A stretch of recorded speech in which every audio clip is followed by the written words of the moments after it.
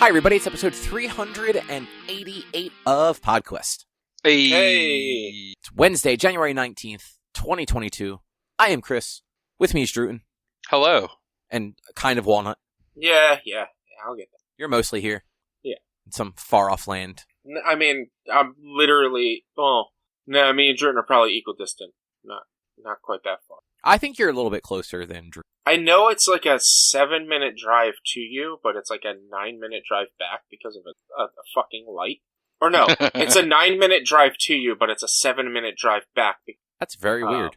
Because to get to you, there's either the light on Browning in 130 or the light on Kings in 130. Whereas coming back, you don't have to stop at either of those lights. You can bypass that light entirely and just be stopped at Browning and Kings Highway.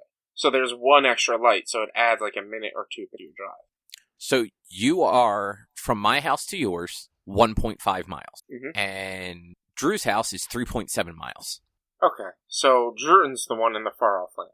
But I think you're right, though. The actual time to get places, it takes me right this second. It's 3 minutes longer to get to your house than it would be to get to Drew's. Even though I'm twice as far away.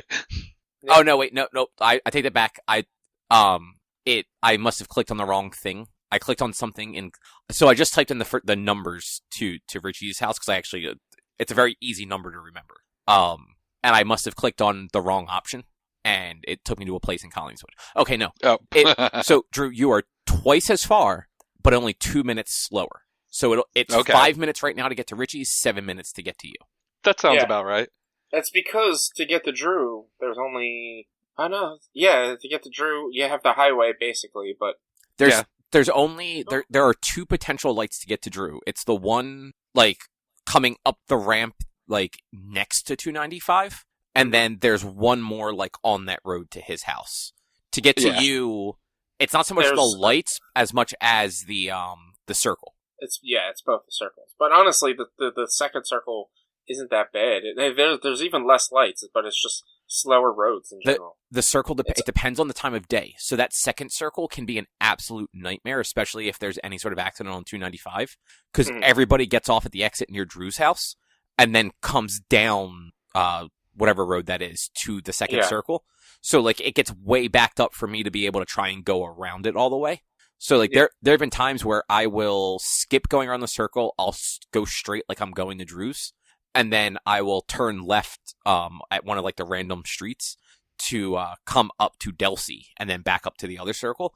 And it ends up being 4 minutes faster doing that than if and that's just on the GPS, because sitting at the circle, who knows how long it'll take for somebody to actually let me squeak by. Yeah, pretty much. And for anybody who doesn't know the areas we live in, if you want to know, just look up the Facebook group, Is the Brooklawn Circle Flooded? And you'll understand what we have to do. Yeah, no. Because in Jersey, it'll be the brightest, sunniest day. There will be one drop of rain, and that circle will flood. So rain doesn't flood the circle, it's high tide. Yeah, I know. They need to dredge the fucking water, and they just don't. And whatever they did 2 years ago, made it worse. Yeah. When they did all that road work and seemed to be putting new pipes for drainage, it actually got worse. Mm-hmm. It's absurd. But I guess there are things to talk about this week. There's there's one major thing, but then there's things to talk about. Yeah. So Rich, what is on the agenda this week? So to start, we're going to talk a little bit about our favorite video game company, Microsoft, as well as Activision Blizzard. Then, I went back to Hollow Knight, and Drootin actually played it a little bit, so we're going to discuss that a bit. Cobb, you finished Judgement. We've got our book club, Gamera, Guardian of the Universe, that we can talk about. Plus then, I watched The Eternals, I played Orcs Must Die 3, Cobb, you watched a bunch of shows. There's a lot of stuff that we can talk about. Yeah, there is. But let's start with this Microsoft fucking insanity. So, if you've been living under a rock and didn't see on the internet yesterday, Microsoft has declared intent to purchase Activision Blizzard for $68 billion. Mm-hmm. Mm-hmm. Which is I believe that's the largest acquisition ever for a video game company at the moment. Yeah, well, the previous one had just been announced like a week ago when Take-Two announced they were buying Zynga for like 12 billion, and Microsoft went, "Hold my beer. Yeah. Here's 70 Yeah, billion." because how much did Microsoft spend for Bethesda? It was like 2? I was gonna say it was like 2 or 4 or something like that. Wasn't it was the single 2? digits. Wasn't the 2 for Minecraft? I mean, they or may have spent $2 billion on Minecraft, but I think Bethesda was like Okay, 7.5. Yeah, okay, still single digits. Yeah. And then, Rich, before you actually jumped on, Drew and I were talking briefly. Microsoft's market cap is apparently $2 trillion plus. So theoretically, $68 billion, not actually even making a dent in their checkbook. No, but the wildest thing, this still only leaves Microsoft. This leaves Microsoft still only the third largest publisher of all time, game publisher, under what is that Chinese company? Oh, Tencent. Tencent and Sony. Like Tencent, Sony, Microsoft still. After this purchase, they're still the third largest publisher, which is nuts to me. It's not that surprising because Tencent. So to be fair, Tencent doesn't have as much AAA. They have a lot. Yeah. They have purchased a ton of studios, and they do have AAA studios, or they have ownership stakes in big studios. Like I think they have ownership stakes in Epic and 2K. Definitely Epic. But like their output is they have a lot of just smaller studios also. Yeah, and they do a lot of their stuff. A lot of the things that they publish are a lot of like cell phone games, so they just get a lot of stuff out, and so they own a lot of smaller companies. They are also a fucking shit company because they're all up the Chinese government's ass. So yeah, fuck Tencent. Yeah. But yeah, that news yesterday was wild, and it also came with the fact that Phil Spencer is now the CEO of Microsoft Gaming, which is a new title for him. Mm-hmm. I also thought it was interesting. I don't know if you guys actually read through. So Xbox posted like a blog post on their site. It was attributed to Phil Spencer. It was posted at 5:25 a.m. On the 18th of January.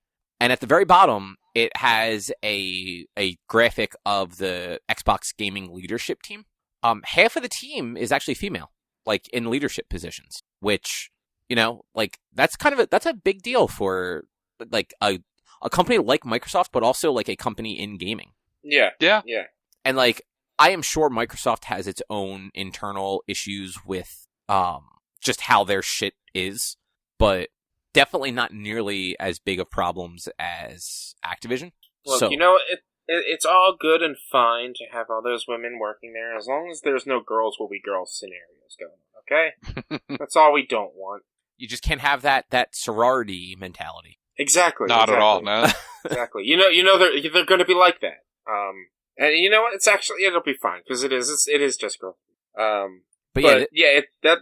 wild. I didn't know about that at all. Yeah. A couple other things. I'm not going to read through this whole thing, but there was a line in here. Oh, where did it go? There's a line somewhere in this thing about not necessarily messing with. Oh, here it is. So Activision Blizzard games are enjoyed on a variety of platforms, and we plan to continue to support those communities moving forward. Mm-hmm. Which obviously, like that particular line can be taken a lot of different ways. That could mean anything. It could mean that the games are going to continue to be released multi-platform, or it can mean for the time being, while the servers are up, they're up on multi. Like that's really like that. It's honestly could be taken one of those two ways, really. Mm-hmm. Yeah, and so one of the things about this that would be interesting is if they do keep it, at least their bigger stuff multi-platform. Like, I mean, World of Warcraft is like probably the biggest moneymaker for the Blizzard side of it. Mm-hmm. But like you still have like your Call of Duty, which I forget where I heard this, but there was basically wherever it was they suggested it would make sense for Microsoft to have the campaign go right to Game Pass, like day and date, but like have the multiplayer just be multi-platform because the campaign apparently just has been getting worse and worse each year. Mm-hmm. To the point where, like, people don't really give a fuck about the campaign, but they will happily still buy the multiplayer.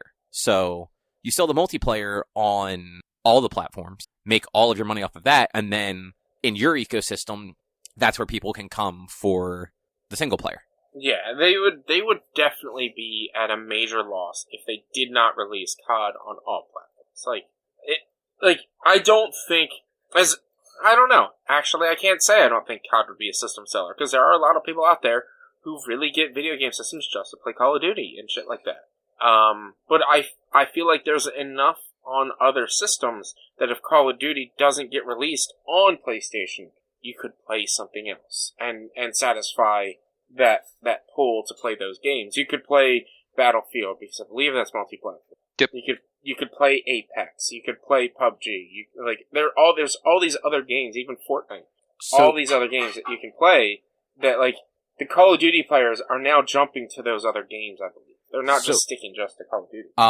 Battlefield is apparently garbage, so, like, nobody plays that. Yes. This one was, but no, that's the what I point... mean. This particular one. So it's a shame that, like, in this, and I think the last one wasn't super well received either. So neither have been, like, the last 3 Call of Duties, though. I thought the multiplayer was still generally well received. I mean, it's the multiplayer. Yeah, and the problem is, it's not that the game. Well, hold on.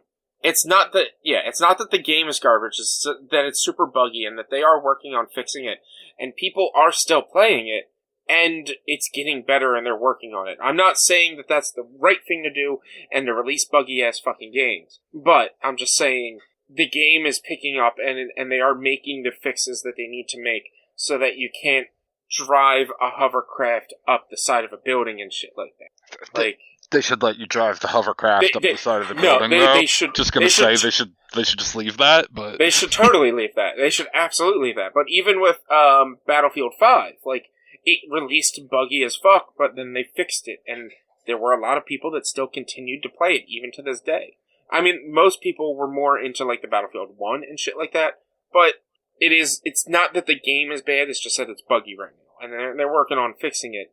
And I think that the Call of Duty players, once these fixes are done, they'll easily make the transfer over. Like, if they had to, sure, they would gladly make the transfer over. I don't know if that's true. Like, there's so many people buy Call of Duty every year regardless of quality, and the Battlefield games just don't sell like that.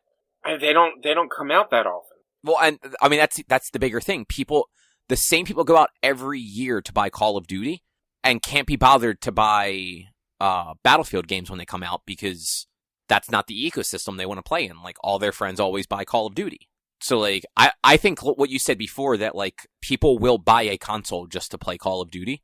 I think, like, if Microsoft were to make it exclusive, people would just buy Xboxes.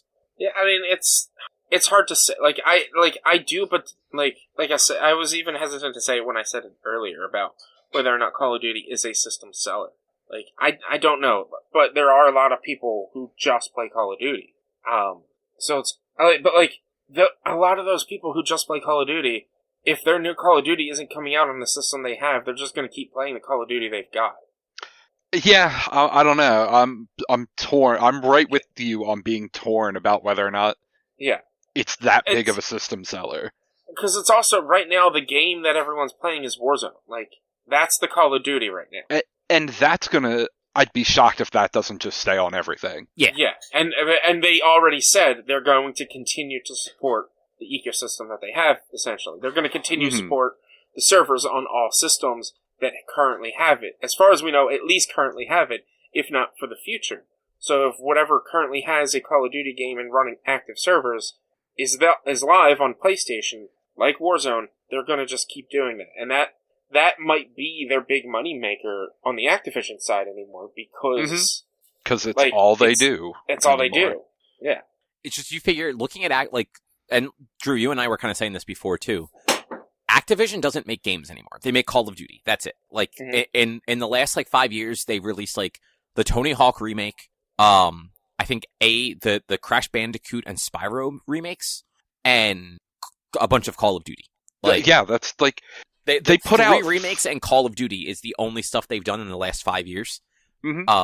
if Microsoft is paying that kind of money, they're paying that money for Blizzard and for Call of Duty to be multi-platform. Like, they'd be taking a huge risk. And I mean, like, not to say they wouldn't take the risk, because, like, they have the money to throw around, but it's a huge risk to be like, all right, well, we're gonna take this game that has been multi-platform for over a decade, make it just us, and fucking see what happens. Yeah, so we apparently won't know if this is approved, and it won't get finalized until June of next year. So we've got a year and a half before anything's actually even, like, come of this. Mm-hmm. But, like, that's nuts. Like, that, I mean, A, that it's going to take that long, and B, just that it's happening at all. Yeah. Mm-hmm. And did you see the Sony stock dropped, like, 20% or something like that? I think it was 12. I actually still have the news alert up. 12%, yeah. 12% after Microsoft Activision, $68.7 billion tie-up plan. Mm-hmm. That's, yeah. I mean, that sucks for Sony. But, like, Sony also, they will bounce back because they do still have a ton of high-quality first-party AAA studios. And, like, I think God of War just had a huge boost from the PC sales. Mm-hmm. Yeah. And go ahead. I was going to say, and I think, doesn't Horizon comes out next month, doesn't it? Ooh, I believe so. It's soon. Soon. I might be making that up that it's next month. I'm going to double check real quick. Yeah, February 18th. So yeah, nice. Horizon launches next month. I feel like there's a Dying Light. I know that's not a PlayStation exclusive, but that launches next month. So like, there's definitely some stuff coming out that like people will be buying for their PS5s and 4s and shit. Someday there'll be another God of War. I think maybe. I think the end of the year. I mean, yeah, it should be by the end of the year. But it also raises a question of like, is after the recent PC releases of God of War and Horizon and Days Gone, do you think Sony's going to keep doing that after now that Microsoft has, honestly, in my opinion, has the market share of game developers? Like, they don't though. Like, not even a little bit. 2K and EA actually definitely still have a lot. But like, there's a lot more. It feels like there's a lot more bigger first-party names when it comes to Microsoft than there are for Sony at the moment. You're right, but like the two big ones they've bought, how many games do those two companies put out? I mean, Bethesda actually puts out quite a bit because of all their studios. But it's not that much. EA puts out more. Oh, no, 100%. Yeah, so does 2K. EA puts out more than Bethesda and Activision combined every year.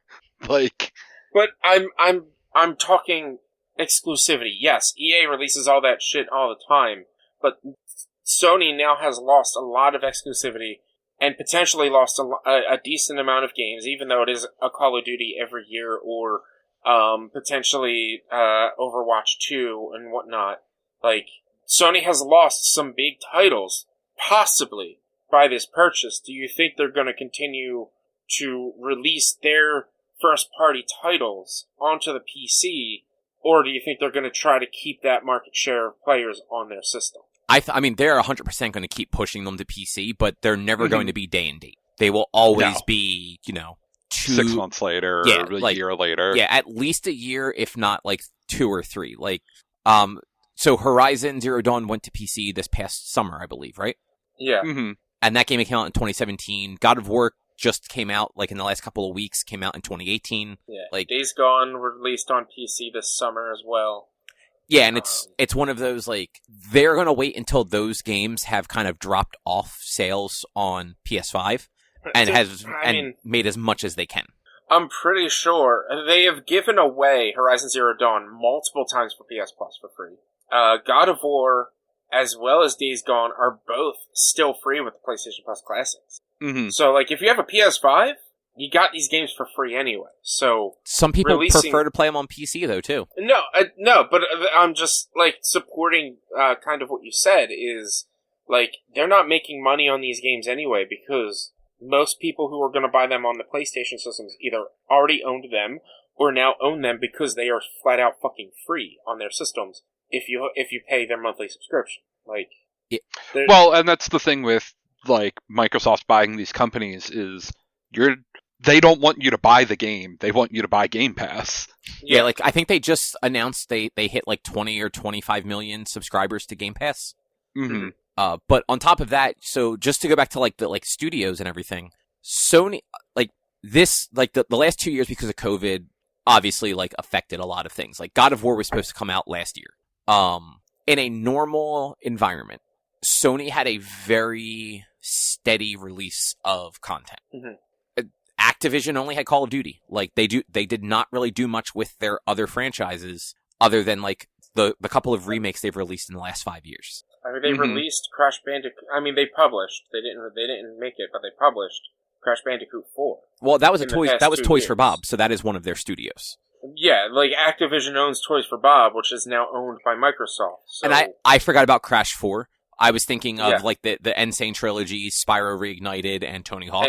So like, and they also remastered and released the Crash Team Racing series. Right. So like they've done one new game, Call of Duty sequels, and remakes in the last half of a decade.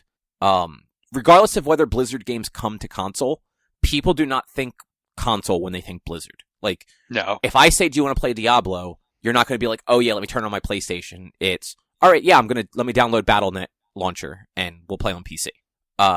So like, I feel like Blizzard is kind of like a non-issue because their games sell on PC more than they're going to sell anywhere else regardless, and Microsoft isn't going to not sell those games on PC. I think Bethesda might have actually been like a bigger hit long-term as far as like exclusivity goes for Sony, just because they release more, it's not better content, because like I think I'd rather play a Call of Duty over almost any Bethesda studio game. But they're regular. Like, you get a new Bethesda game every other year, give or take. Whereas like beyond Call of Duty, you don't really get much else out of Activision. Or Blizzard for that matter. Like, it's not like Blizzard is just dropping new games all the time. Blizzard hasn't put out a new game in 5 years. That's what I mean. Because like, we don't count remakes in this case. So like Diablo 2 Resurrected, the poorly received Warcraft, was that Warcraft 3 that they redid? Or just the original Warcraft? 3. Yeah, I'm pretty sure it was 3. I'm not mistaken, like that didn't actually get received real well, right? Weren't there a bunch of issues with it that people were just unhappy about? Mm-hmm. So like, yeah, like the companies under Activision aren't exactly known for their output of new content or original content. Where like Bethesda at least does get content out from one of their teams pretty regularly. So I just searched Activision Games 2021, and it gave me 3. There were 3. Hold on. It gave me a wiki article from 2020 to present. We have Warzone, Modern Warfare 2, Pro Skater 1 and 2 in 2020, as well as Sekiro Shadows Die Twice for Stadia.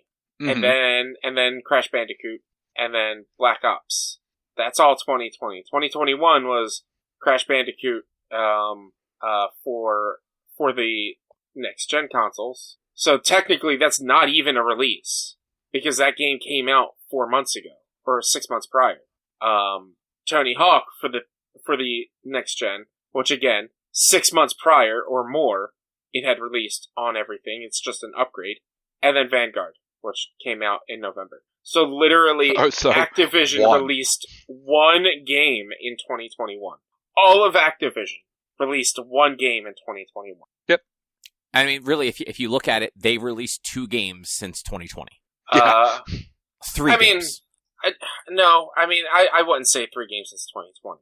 Because, like, you got Warzone, the Modern Warfare Remaster, Tony Hawk Pro Skater 1 and 2. No, don't count remasters and remakes. So you have Warzone, you have Crash 4, and 2 more Call of Duties. I would counter against that. I would counter argue that you do include things like Modern Warfare 2. Modern Warfare 2. I would count the Tony Hawk, not the Modern Warfare 2 campaign remaster. I didn't realize they did Modern Warfare 2. I thought they did Modern Warfare. That was that was a couple years prior. But like, I would count Pro Skater 1 and 2, because they didn't just, here's Pro Skater 1 but looks pretty. They redid a lot of it. That's true. They had to redo a lot of that game, plus get the new licensing for music and shit like that. That is true. They did do a lot for that game. and then they just fucked it by just wrapping Vicarious Visions into Blizzard so that we will never get another good Tony Hawk game. Well, actually, maybe Microsoft undoes that and lets them go be their own studio again and signs a deal with Tony Hawk to make more good skateboarding games. Yeah. But we got Warzone, Pro Skater 1 and 2, Crash Bandicoot, and Black Ops, and Vanguard. Those are the 5 games that released from 2020 to now, from Activision. So let's look at Bethesda real quick. So I just want to look at the games, guys. Just the games. I don't even know where to look for this at this point. Bethesda's so many different fucking companies. So I guess Game Bethesda Studios Softworks would make the most sense. Well, so Bethesda Game Studios, like proper Bethesda, has not put out a game in 3 years. And what was their last game? Fallout 76, which people absolutely fucking hated. It's apparently better now, but I've actually played it, and it's solid. It's really good. The people I was playing with, they stopped, and so I can't get a personal server anymore. So I'm probably not going to be playing it much longer. But I paid like $4 for it, and I enjoyed the 12 hours I put into it. So it is a very solid game. Just it was buggy and just not complete when it released.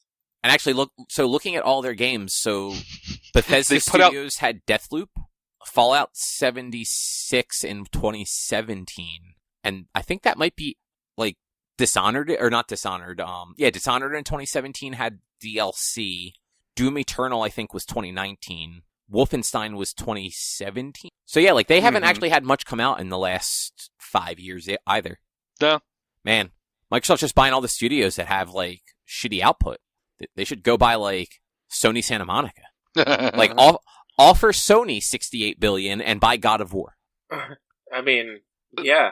But, when was the last time something from Sony Santa Monica came out? 2018, God of War.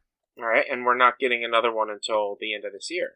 So it was supposed to come out last year, but that's didn't. That's still 4 years.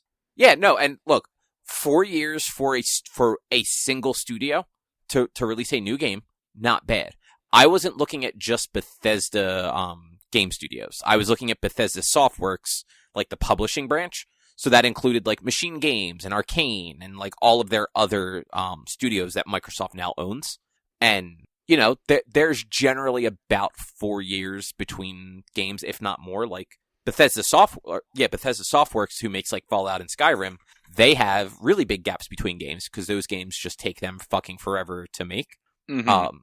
But you have Activision, where they just have 4 studios now that are dedicated to Call of Duty. So they just always have a studio working on the next 3 Call of Duty games. Yeah. Which I think that makes up a lot of their thing. One studio is dedicated to just Warzones, and then the rest of them are all making their next Call of Duty. So if Sledgehammer released Vanguard. So Sledgehammer is working on Call of Duty 2025, I guess, or 2023. Or no, I'm sorry, 2020. Yeah, 2025 makes sense because it would be 3 iterations out. For the next 3 years. So they at least have that pattern for that, but they don't have that for any of their other franchises. So we just got that Crash Bandicoot. If they were going to do a Crash Bandicoot 5, it would be at least probably 4 years, I'd assume. Ish. I don't know. It would depend on what they have Toys for Bob doing. Because they're just Activision has that habit, similar to EA, of mishandling studios and what they should be working on. Rather than letting a studio that succeeded on a thing keep doing a similar thing, they do shit wrapping them into another studio or just closing the studio entirely or stealing all of their staff to go work on a broken game that they think is going to make them a bunch of money because they're forcing their entire studio team to use the same shitty engine that's only good for fucking first-person shooters, EA. Mm-hmm. But I guess the other thing that's worth mentioning here, as far as reports are saying, Activision CEO Bobby Kotick will still be part of Activision when it's purchased. It's come out that he's going to be stepping down once the purchase. So that's the expectation. That is not confirmed because they're not allowed to confirm that yet. Yeah. The thinking though, like what a lot of people have pointed out, if he is terminated from the company right now, he 100% will walk away with almost $400 million. Yeah. if he is terminated at the when the merger happens, especially if they find that he is responsible for all of the bullshit over there, and he's terminated for cause, he only gets $300,000, which is still bullshit. Like, I'm sorry, if you're terminated, you shouldn't get anything. Like, especially not what most people don't make in several years. Yeah. Or in that 300 million case, like, no, all of us combined will never make $300 million in our lifetime. No. We wouldn't make that in 30 lifetimes. Yeah, exactly. But the other thing, Jeff Grubb of GamesBeat on his he does a podcast called Last of the Nintendogs. Drew, I was talking to you about this before. Mm-hmm. He compared this situation to the Cuban Missile Crisis, which kind of makes sense. Rather than them making a big deal of kicking him out as part of the sale, they get the sale to go through because, like, he is a majority shareholder, I believe. So, yes. If they were just going to terminate him immediately, he might just not take the sale because he's still going to make millions of dollars whether they sell or not. But if they agree to let him quietly leave, 3, 6, 12 months afterwards, then why not sell? Like, your company's getting sued either way. What's in the background right now? Cell phone. Oh. What an asshole. Man, Rich, I'm sorry. So, Bobby Kotick's going to make $350 million off the sale to begin with. Yeah. Plus, he's probably going to be let to leave and then make like $100 million off whatever golden parachute. Yeah, it's absolute bullshit. Yeah. Yeah. Yeah.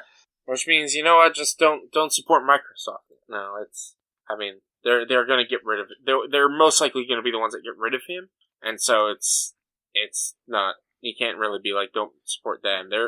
It seems like maybe they're doing all this because of all the negative press Activision is getting. They're going to be getting some good press by getting rid of him once this is all done and through. Like, oh, they got rid of the problem child, and so now they're making Activision better. I mean, that would be the nice thing if that were true. But, like, in actuality, now is just a good time for them to try and purchase a company like Activision because there's so much bad press around them that a lot of places don't want it. They're not in it for, like, the press, though. They're in it for the money that they're going to make by having their properties.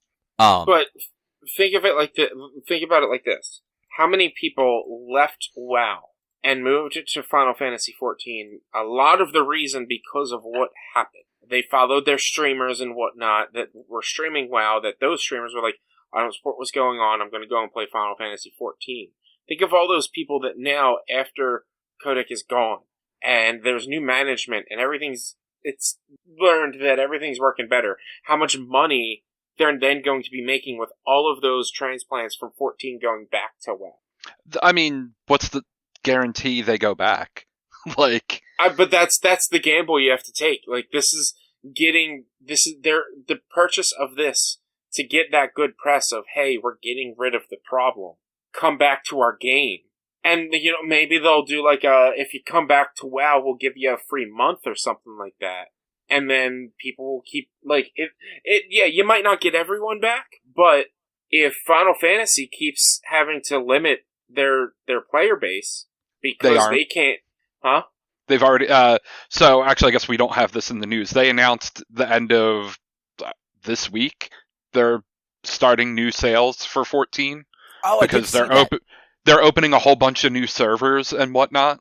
Free trials aren't going to be back up just yet, but like the game will be back for sale because they've added new servers all around the world, are allowing people transfers and whatnot. Like 14 is getting their shit together.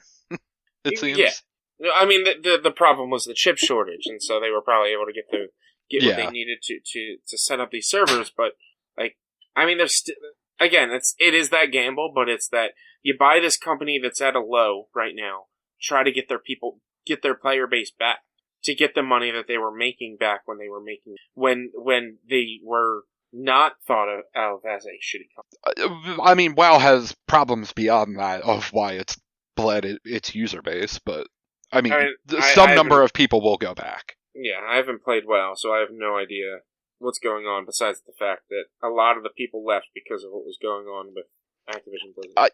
I don't think that many people left because of what was going on with Activision Blizzard versus they got tired of that fucking game.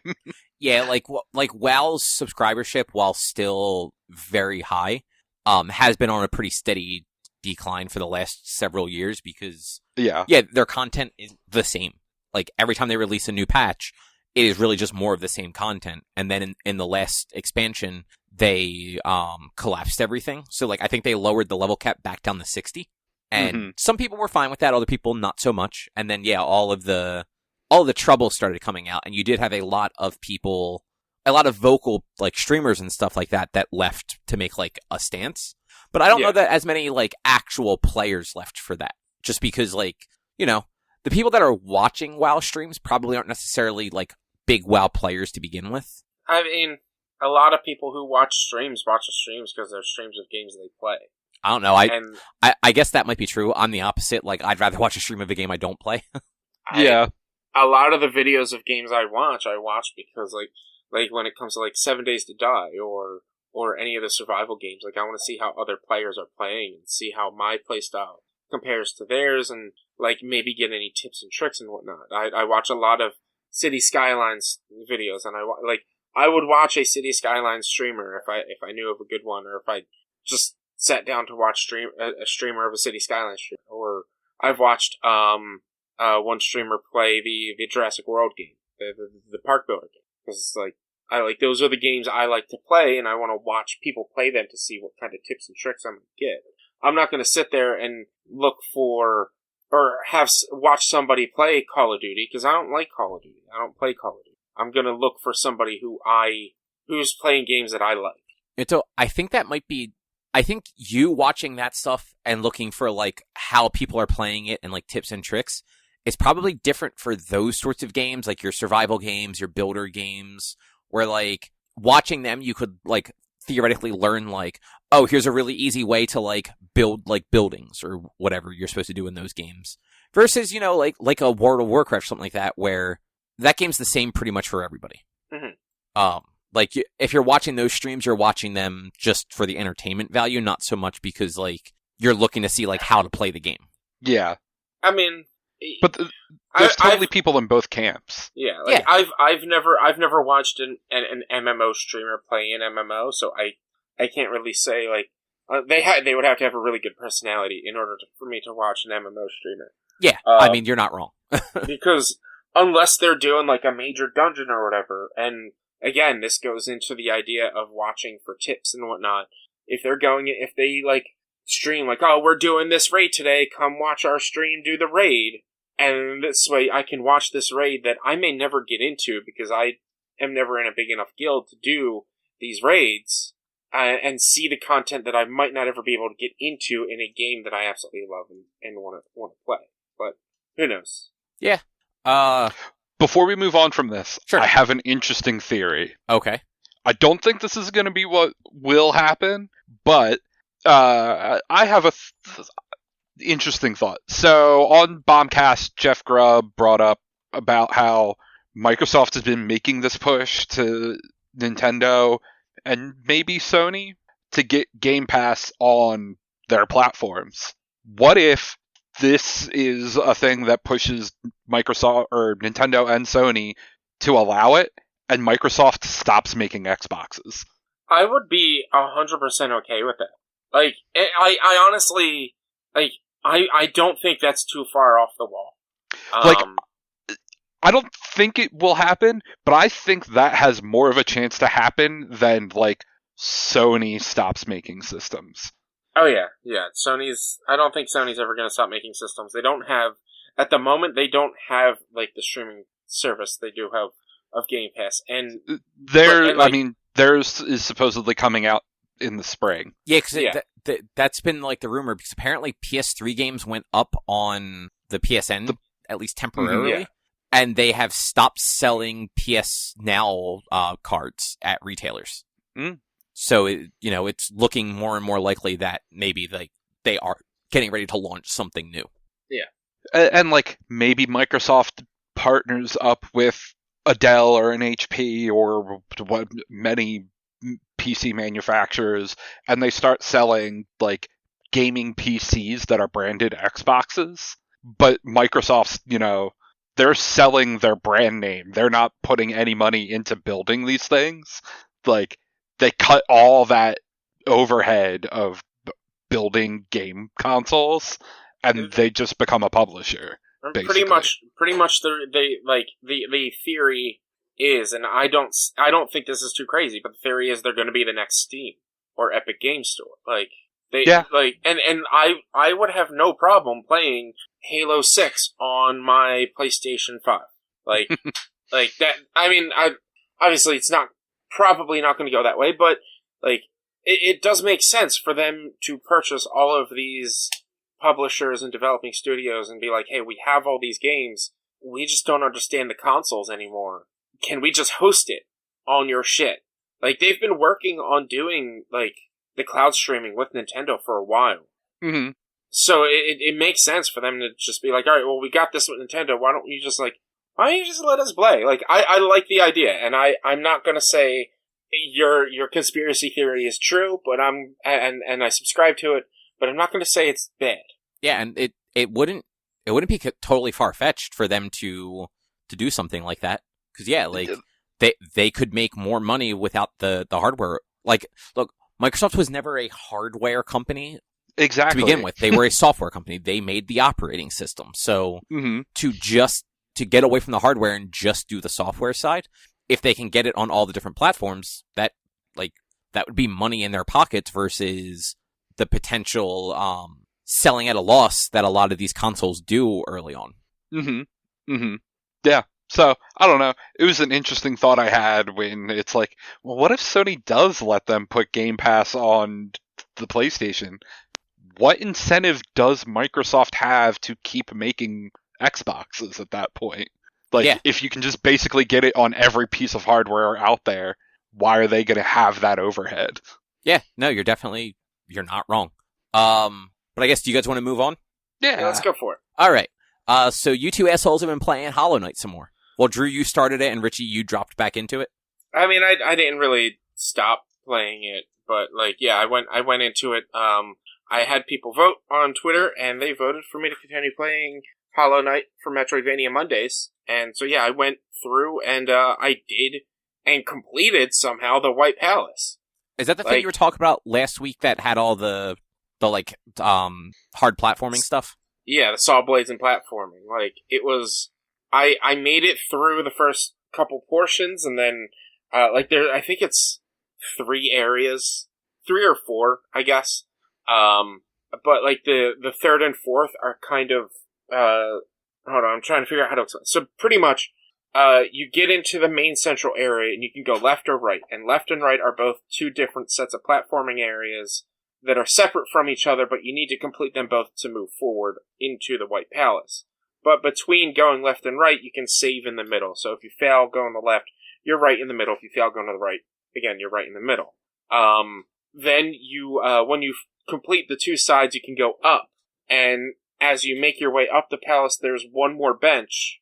And then there's no more benches after that. But there is a segment where you can do a bunch of platforming and hit a switch, and then you no longer have to do all that platforming. So I guess you can say that it's broken up into 4 sections, but the 3rd and 4th section, if you fail during the 4th and die, you have to redo a good portion of the 3rd again before you can continue forward. And it, I did it. It was so, honestly, it was so satisfying to be able to complete some of these, ridiculous platforming, challenges that I was dealing with. Yeah, I mean, I remember, I watched a few seconds of the video that, from, I guess it was your stream last week, and saw, it reminded me very much of, a Super Meat Boy or a Celeste, which I know aren't games that you play much of, but I've played Super Meat Boy, for maybe an hour. I don't know, what does Steam say? Do I not even have Super Meat? I thought I had Super Meat Boy on Steam. So you might have it on PlayStation. I was going to say, it was a PS Plus game a while ago, so you probably played it there. But it very much reminded me of that level of fuck you platforming, which I actually enjoy. Yeah, it was, and there were different parts that were just ridiculously hard that I constantly died on, but eventually I became more fluid, and I learned a lot of the different skips, like segment skips, so that I don't have to do the whole area. And I even sent you guys a clip of my stream where there was one part that I somehow landed so perfectly on the edge of a pixel that I didn't fall, but I wasn't taking damage whenever the spikes would go up. So I was able to just take a little quick breather there, and then learn that there's a whole skip for an entire segment if you just bounce off the blade, off the spikes. And so anytime I moved forward from there, when I got to those spikes, I would make sure they were up and then jump and slash down to get that extra little boost and that extra jump to be able to perform that skip every time I got to that point. Okay, so I definitely forgot that you sent that as a separate thing. And I was thinking of that as being what I saw from last week, but no, I remember that part now. Yeah. But Drootin, how are you liking it? I can talk about the White Palace the whole time. But just the fact that I beat it, and now I'm working on getting the last of the extra endings, defeating the Radiants, and then maybe I might try to do, I think they call it the Path of Pain, which I have to go back to the White Palace, and there's another room that I can go into that is just like the hardest platforming ever. That I know platformers, like people who love platforming, have done that and like lost their mind and just stopped. Yeah, which that stuff I always enjoyed. I'm really liking it. My only complaint is it gets real confusing about where you're supposed to go at times. And yeah, kind of, but it's a Metroidvania. But also, it's not that confusing to me because this is technically my second playthrough. My first playthrough took me close to 50 hours to get to the point that I'm at now, whereas this one took me about 25 to 30. Yeah, well, that makes sense. But, like, the waypointing and, like, what the next thing you should be doing, I feel could be better. But, like, it's not so bad that it makes me not want to play the game, you know? But otherwise, like, the platforming feels real good. Like, the combat feels good. Everything feels really good. It looks real nice. Yeah, it does. The look of this game is just so good. And the music is really good as well. Like, it's very subtle a lot of the times, but it's still just really good, subtle music. Mm-hmm. But yeah, I definitely plan on finishing it. Yeah, there's a lot that you need to do to finish it, depending on the ending you want to get. But, like, and I learned this the hard way after beating it last week, or 2 weeks. Yeah, last week. Your completion percentage does not matter. You can be, I don't know what the lowest percentages you can be for completion. Probably in like the mid-70s. But like, I beat the game at 93%, and I still got the basic ending, which is the wrong ending. So it's completing, the White Palace. I think minimum is completing the White Palace and turning your crest that you get from doing that into the Dark Crest, and then going and fighting the Hollow Knight. That's what you minimum need to do to get most of the accepted ending. There's a whole nother segment that I haven't even gone to yet that I need to figure out where that's at to get the rest of that part. Yeah, I don't know. Like, did I finish? No, I've been fighting the like the Mantis Council or whatever they are. That's a tough fight. I remember that one. And then I've done most of the like Crystal Cave area thing. I forget what it's called. So you have the Crystal Dash?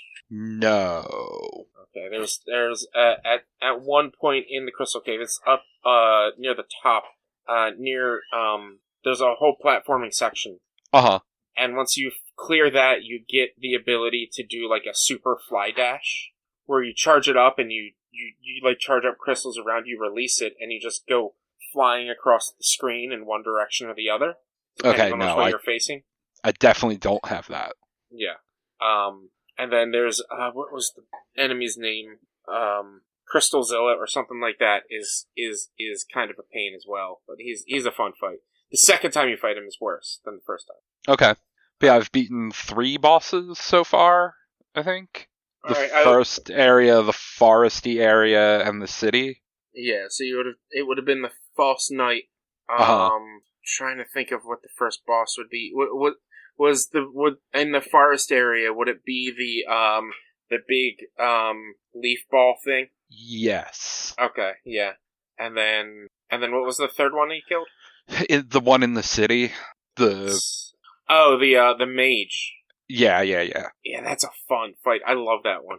I love that fight. I've had 2 times where I've lost like over 1,000 of the currency because I died twice. Oh yeah. That happens once you unlock the witch. That happens less because as you gather the rotten eggs, you can go to the witch. If you die, you can go to the witch and give her a rotten egg, and she'll summon your shadow. And you can kill the shadow and get everything back then. Good to know. Wait, where's the switch? She is so you haven't unlocked the second exit to Dirtmouth from the Crystal Caverns yet because you don't have the dash. But in Dirtmouth, all the way to the right, if you go as far right as you can, there's like a doorway. You need to get a key to open the doorway. Okay. And she's in there. Okay. Yeah, I know where that door is. But okay. But you eventually start collecting like traveler's seals and journals and things like that. I can't remember what they're fully called, but you can sell them to somebody in the City of Tears. And so, like, a lot of your collecting money comes from selling these things to them. Okay. So, if you lose 1,000 here or there, that's not a big deal, as long as you didn't sell items to get that 1,000. So only go to sell those items when you're ready to buy stuff. Right. It's just like a little easy tip of like, okay, I need 5,000 to buy all the whatever that Conifer's wife has in the shop. Mm-hmm. Let's go sell these and see how much I have and go buy as much as I can. Yeah. But I've gotten to a point in the game where money doesn't matter. I've bought everything. There's one more thing I need to buy, but I need 3 more crests to get, and I don't really know where those crests are without looking them up. So I'm just like, it doesn't matter. These crests aren't really... I have my loadout, so I'm happy with it. Mm-hmm. That game sure sounds like a game, though. It is. It's good. Like, I forgot it was a PS Plus game at one point. Oh, right. Yeah, when we're talking, Yeah. did we mention that last week? Rich, I think you mentioned it maybe, right? I don't think I mentioned it. If we might have, I don't recall. But like I've always and only played it on the Switch because I bought it on Switch before it was available on PS Plus. Let me tell you, looks real fucking cool on an OLED because of how dark a lot of the stuff is. Like, It makes a lot of the color really pop. Yeah. Which, like, is nice. Mm-hmm. Yeah, like, the little bit I've seen, like the little bit I saw of, like, Richie's game and just, like, some other random stuff I've seen, like, it's definitely a very cool-looking game. I think you would like it. I don't think I would. I think you would, because it's got that... yes, it's very much the Soulsy style of, like, if you die, you have to go back, whatever. But it has like, the checkpoints are where you set them. So, like, wherever you last rested on a bench is where your checkpoint is. So you're usually not too far from your body if you do die. And especially, like, locations like the White Palace and things like that, if you were to get hit, the checkpoints aren't too far away from where you got hit from. And with the customization with the crests, and you can set it up however you are comfortable playing to where you might be able to set up your crest differently than the way I do, and it'd be so much easier for you to play than the way I play. Yeah, I don't know, just something just from what I've seen of it, it just doesn't necessarily look like a game that, like, I want to sink time into, especially with how long it seems to be. Yeah, I mean, you say you love platforming, and a lot of this game is platforming.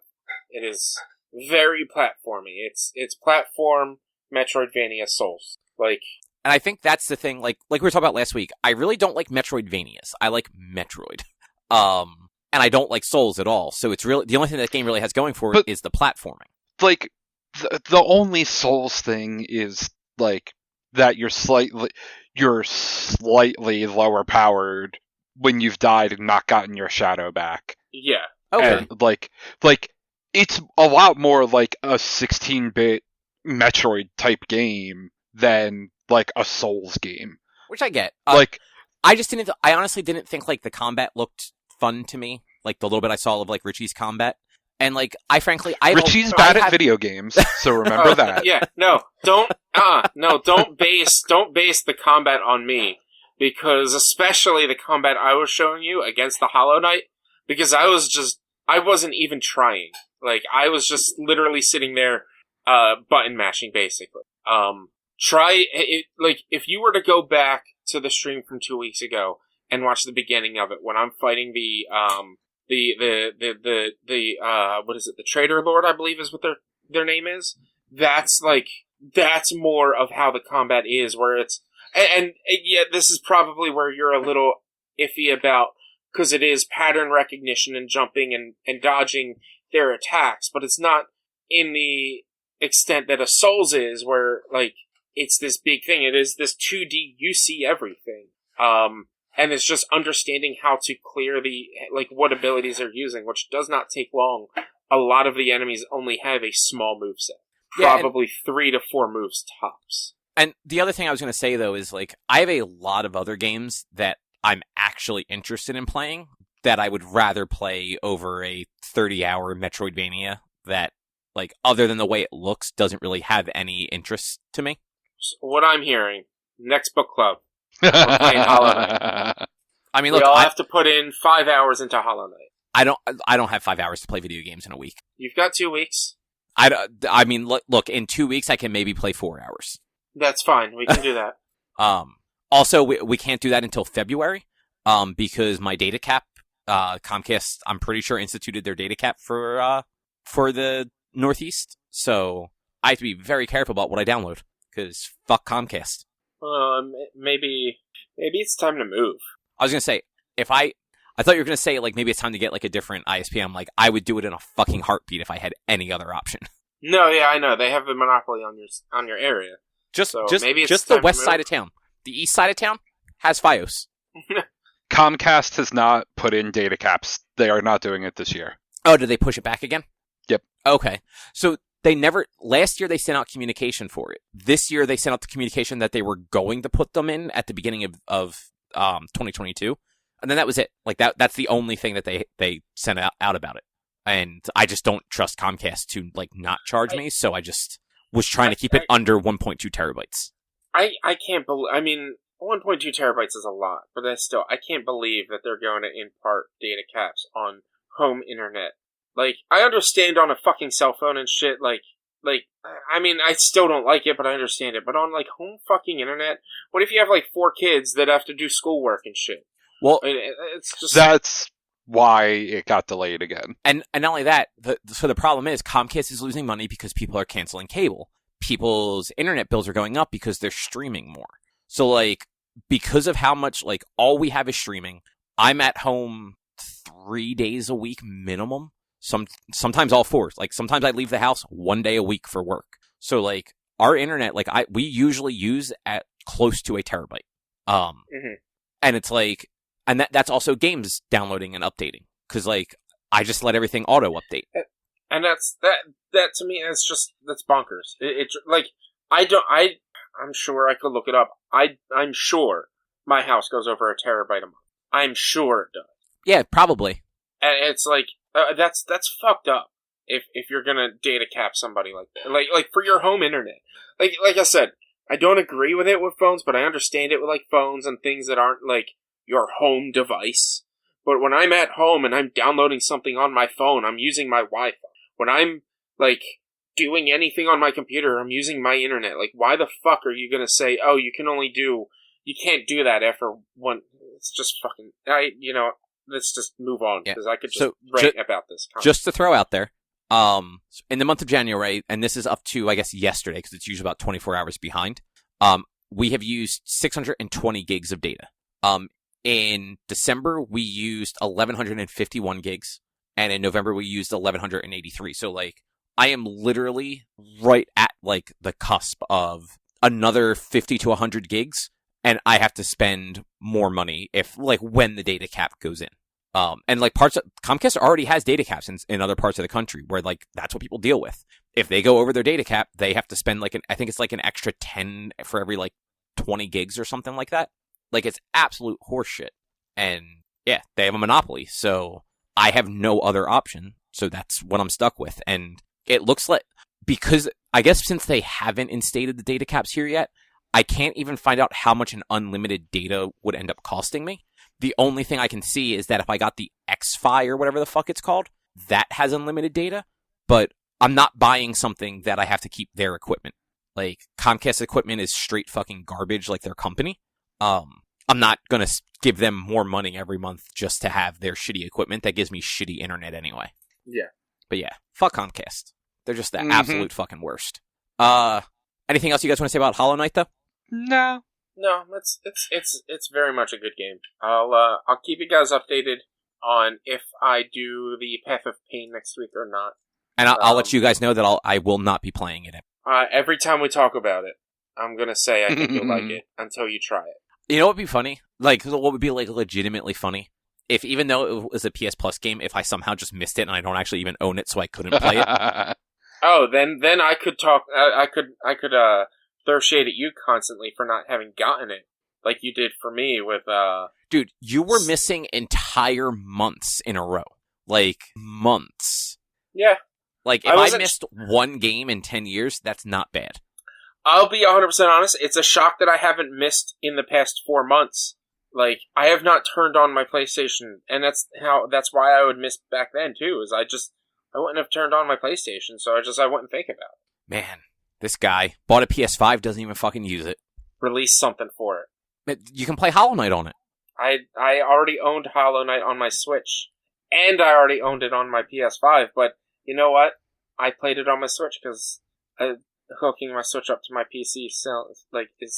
I don't know how my Genki Shadowcast would work with the PS5, which is one reason why I have not hooked it up to my PC. I mean, can't imagine it would be any different. Yeah, if it works for the Switch, it'll work for your PS5. All that thing is doing is passing through. The problem is I have to play it, especially games like Hollow Knight. I have to play it on performance mode over graphics mode. And so, what's the point of playing a PS5 in performance mode if I can't play it on graphics mode? That might not be the case if you're playing it on PS5 because the PS5 is more powerful. Like, yeah. That could be the Switch unable to keep up with like what it has to send over to the PC via the little thingy. Your PS5 might actually be able to handle it. It's USB. Exactly. Or it's HDMI to USB. It's a little HDMI dongle that goes into your system that plugs into your PC via USB-C. Yeah, no, but like still, like the Switch is not very powerful, so it's entirely possible that it just can't keep up with what it's sending. Whereas the PS5, like, it might not make any difference. It might be the same exact situation, but like it also might actually do a little better because the PS5 is a faster, more powerful machine. It can send data faster. Yeah, I mean, I never tried playing Hollow Knight on graphics mode, only on performance, just because of the kind of game Hollow Knight is. Which makes sense. But like when I would play Mario Golf, I would have to put it on performance mode because there would be like delays and stuff like that sometimes. And get yourself an Elgato. You know what? I would love to once I reach affiliate and start getting those people paying me and get that money in like 3 years. I'll get an Elgato. Man, they're like $150. Just treat yourself. Yeah, I don't have that shit. Man, treat yourself. I don't have that kind of money. Anyway, open a credit card. It'll be fine. I already have enough credit cards. I'm trying to get out of credit cards. Okay, well, OnlyFans. You know what? You want my Richard picks? Sure. You know what? That's a good one. Like, you should do that and roll with that because you don't even have to. They don't even have to be like dirty pictures because your name is Richard. Yeah, I would literally be sending dick pics. Like that's like I saw something on like Facebook or something the one day where like my girlfriend wasn't a fan of all the dick pics I sent, and then it was an image of a bunch of pictures of like Richard Nixon and like Dick Tracy and a bunch of other like Richards. Yeah, and like I thought it was stupid and funny. No, yeah, I've literally thought about it a few times. It's like, what if I did just start an OnlyFans and just shared pictures of my face and said that it was the Walnut's dick pics? And then explain in my description, my name is actually Richard, so all of these pics are dick pics. Literal dick pics. But, yeah, it ain't happening. It ain't happening. Alright, well, I finished Judgment, finally. How was it? It was wonderful. What a delightful fucking game. Delightful is actually not the right word for it. It gets pretty serious at times, but it's also like over the top and goofy. There's like a perverted trio you have to take down of like people that like steal underwear and like peep on people and stuff like that.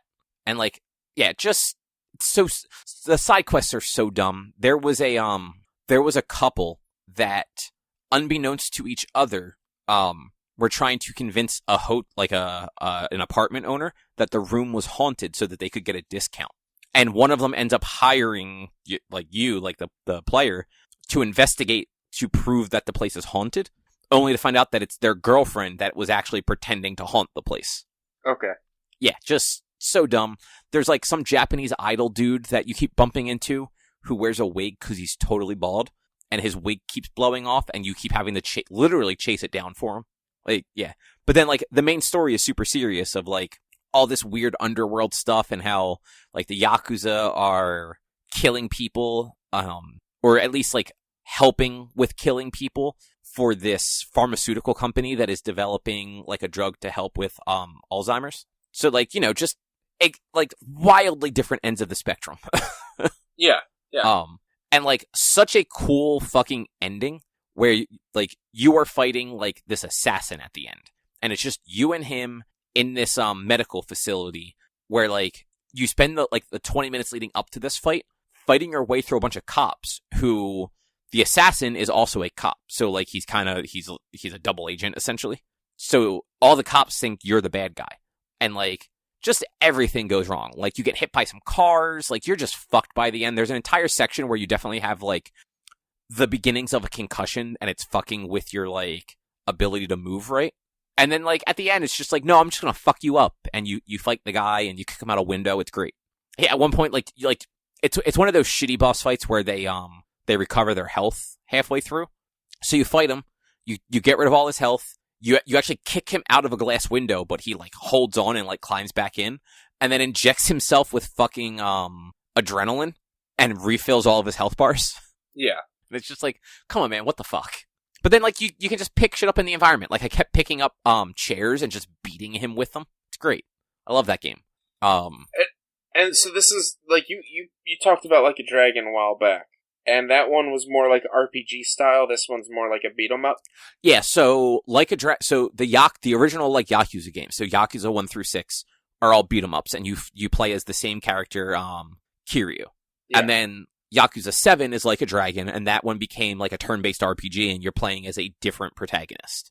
The Judgement games are a spin-off, and they go back to a beat 'em up style, where in the Yakuza games you had like 3 or 4 different styles you could fight as that were basically like heavy, medium, and light. Essentially, like light, you moved really quickly, but your attacks weren't all that hard. And whereas heavy was like you didn't move very fast, but you punched as hard as possible. Judgment simplified it to just 2 styles. You either had your like quick style that was very good for like comboing and fighting groups of enemies, or your more power style that was better for like one-on-one boss fights and stuff like that. And I feel like Judgment refined so I've only, out of the Yakuza, like the original 6, I've only ever played Kiwami. So I don't know how the combat system changed from that through the rest of them. But I feel like Judgment's combat felt better than Kiwami did. And it's from like the other side of the law. Like you are playing a former lawyer turned detective who just has like, he's got ties to the Yakuza, in that one of like the patriarchs of a local Yakuza family, literally like helped you get through law school, and not for like any like nefarious reason. Like he just liked you and wanted to make sure that like you didn't fall into their line of business essentially. Okay. But like because of that, like, you know a bunch of Yakuza, they know you. Some of them are your friends, and you guys get along all right, and like they will give you intel. And others don't like you, and as soon as they see you, they try to start fights with you. But yeah, that game was delightful. I have the second one, Lost Judgment. Erica got it for me for Christmas. I'm going to start it soon, not right away. Just I kind of want to put a little space between it, because it's going to be one of those things where if I jump right into it, I am going to remember how to play at endgame, and I'm not going to have the skills that I did at endgame to be able to do that. and it's probably just going to be a bad time. So, you know, kind of like lose the muscle memory a little bit and then go into that. But I know in the sequel at some point, so those games are kind of like Persona games where you get friends and like you do stupid little missions and then they become like your friends and they'll give you stuff. Some of them wander the streets and will help you out in fights. Like I befriended a dude in a ninja suit. Like he literally wears like a very stereotypical ninja outfit. And the first couple times you see him, like he's literally clinging to the side of buildings, just clinging. He's not like trying to like look in windows or anything. And then he starts challenging you to fights. And once you beat him a few times, he just becomes your friend and then helps you in fights on the street. Yeah. But in Lost Judgment, one of your friends is a dog. It's like a Shiba Inu. I forget his name, but you can apparently summon him. And he is also a detective. And he helps you find and solve crimes. Nice. Yeah. And I'm very excited for that whole bit. But yeah, all the games that studio does are actually like delightful. Like Sega doesn't release a lot of their old franchise games in a good way. Like Sonic games generally aren't very good anymore. But like the studios that like some of their other studios like Atlas and I don't know how to say the Yakuza Judgment studio. It's like Ryu Ga something or other. They release pretty quality games and I like them. And I hope they keep releasing really quality games. And I hope the weird copyright likeness stuff that they were having with so your main character in Judgment, the facial capture, like the person it's based on and the Japanese voice actor is like a very popular Japanese actor. And I guess his management company was not happy about the fact that if the game is ported to PC, people can like do stuff with his character model. So there was a possibility that he would not be signing on for any additional games if they were released on PC. And I hope that's not the case. Like I hope they get to keep making these. Yeah. That's weird. That's a weird thing to hold up. Like I'm not happy like people can mod and make me naked on the internet or something like that. Meanwhile, Keanu Reeves is over there. It's like, oh yeah, no, totally. Let them fucking have sex with my weird digital avatar in Cyberpunk. Why not? Let them mod the game and have sex with me. And you know what? Let them make their dick bigger and shit. Like Keanu Reeves is all for it. This guy's like, no, that's weird. That's ridiculous. Yeah. But yeah, Judgment, good game. If you have the opportunity to play it, play that over Hollow Knight is what I'm getting at. No. I mean, I've never played any of the Yakuza, so I can't say whether or not one is better than the other, but they're both completely different games that you can't pick one over the other. You play them both. I don't know, man. They seem pretty similar to me. I do know. No. Definitely not. No. I was going to say something about it, and now I totally so you guys, like, I am generally not, like, 100% sort of person. Like, I'd much rather just kind of play through the story, do kind of, like, the side stuff as it happens, and, like, call it a day. Judgment was one of the few games where all the side stuff was compelling enough that I did every side quest and friend event and everything that I actually could do. The game has... So, your ability to get quests is locked to your reputation level, and your reputation level is equal to the amount of friends you have. So there are 50 friends in the game, the reputation level is 50. At a certain point, you cannot get any more quests unless you get a reputation level of 50. 4 of the friends are locked behind really shitty skill-based challenges. One of them is being able to play Mahjong. So you have to be able to play Mahjong with a very particular rule set well enough to win. And it's not just one win, it has to be like multiple wins in like different levels of the game. And I don't understand Mahjong at all. And like that's not uncommon. It's a very like Asian Japanese centric board game. Like I shouldn't understand it really. Yeah. So like that's one friend I can never get unless I like spend an hour learning how to play Mahjong and then hope that a game that is at least partially random chance because it's still just randomly dealt tiles plays out in my favor. And I'm not about spending just potentially dozens of hours trying to like get those few wins to get like that friend up. And there's a couple other ones that are like tied to stuff like that. Like there's a batting cage in these games and it is very much skill based. It's one of those things where I could theoretically spend like a couple of hours and actually get good at it and probably be fine, but it's not fun. Like the batting cage is not fun in any way, shape or form. So like, why do I want to waste that time doing that? So there's, like I said, 4 friends and like 3 or 4 quests that I can just never do in that game. And it's a bummer, but I did everything else. Yeah. I mean, that's not that big of a deal. Hollow Knight has 112%. That's a lot of percent. Yeah, if you want 100% that game, you don't actually have to do everything. Which is kind of funny when you think about it. Like, that's kind of a clever way to do that. Yeah, I was reading up on it, and like, it's like, oh, if you kill each boss, that's this percentage. If you do all this, that's like 1% for all of this, 1% for all of that, and it tallies up to a total of 112%. That is actually, I like that. That's actually clever. Yeah. There you go. If you want to be a completionist, but not a completionist, play Hollow Knight. Oh no, I don't want to be a completionist at all. No, you don't. Trust me. It's a horrible life. Yeah, no, I start a lot of games. I'm like, oh, this game's fun. Like, maybe I'll just do all the side stuff just to make it longer. And then 9 times out of 10, it's like, oh yeah, no, like, I don't want to keep doing this. I want to see the story and move the fuck on. Yeah. Speaking of story and moving the fuck on, you guys want to talk about Gamera, however you say it, Guardian of the Universe? Sure. Gamera, Guardian of the Universe was our book club. It was my choice to do that. And I wanted, after several weeks of being forced to listen to or watch things that I didn't want to listen to or watch, I forced Cobb to watch Kaiju Movie. Like, holy shit, was that bad? No. I mean, it was a Kaiju movie. I laughed at it a lot. Yeah, like, that's the thing. It's 1995, and like, the one problem, and there might be like a slight disconnect between like us from the United States and the actors in that movie. I feel like at least 1 or 2 of those actors were comedic actors. At least the cop guy. Yes. Early on.